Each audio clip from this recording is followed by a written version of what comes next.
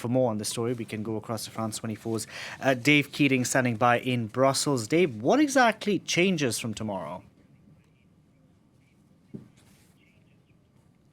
Well, tomorrow the legislation takes effect, and that means that any EU citizen can go to any EU country as long as they have both their vaccinations or a PCR test or a prior diagnosis showing they have COVID antibodies. Now, each country is going to have their own app for this.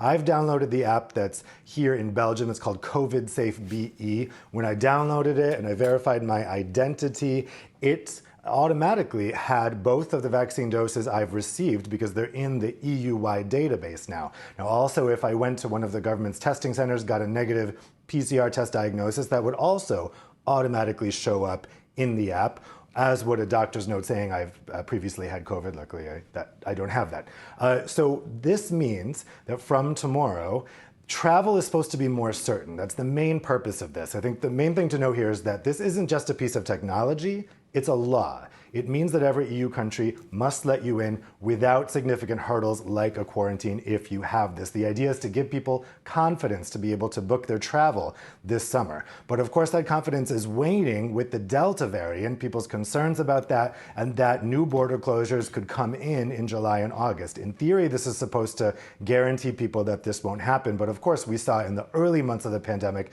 last year that just because something is a law doesn't mean that all EU countries follow it. They were closing borders, internal EU borders, in a way that did violate EU law back then, and the Commission didn't take them to court.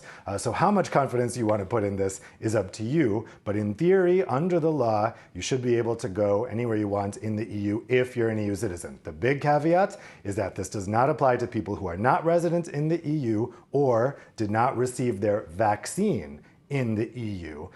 They are working on making the system compatible with foreign vaccinations, but for the moment that won't happen, and I don't think that'll happen before the end of the summer.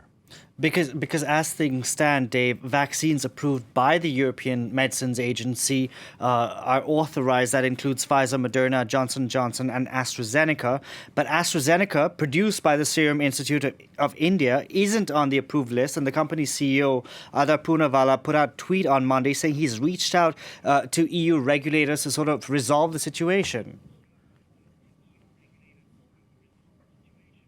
Yeah, this is the other big caveat here, that only the 4 vaccines approved by the EMA, that is Pfizer, Moderna, AstraZeneca, and Johnson & Johnson, will give you a result on this certificate. Now, in the short term, that shouldn't affect a huge amount of people because within the EU, only one country decided to start giving out doses that were not EMA authorized, and that's Hungary. It's been giving out Sputnik vaccines. So if somebody in Hungary was given a Sputnik vaccine, that will not show up when they download the vaccine app. However, any EU country could choose to let in that Hungarian person who shows proof that they've received the Sputnik vaccine. The EU passport is only a minimum requirement, and any country can allow in whoever they want below that.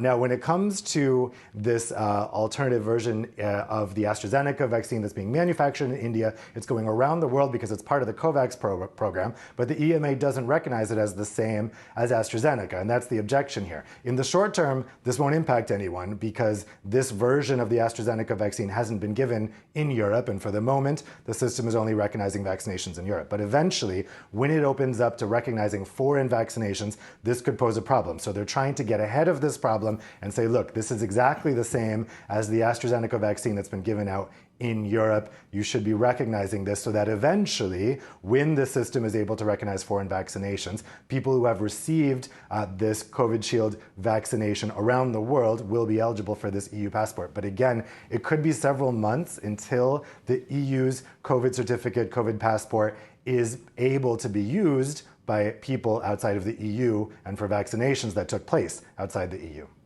Okay. Dave, thank you very much for that. Dave Keating reporting there for us from Brussels.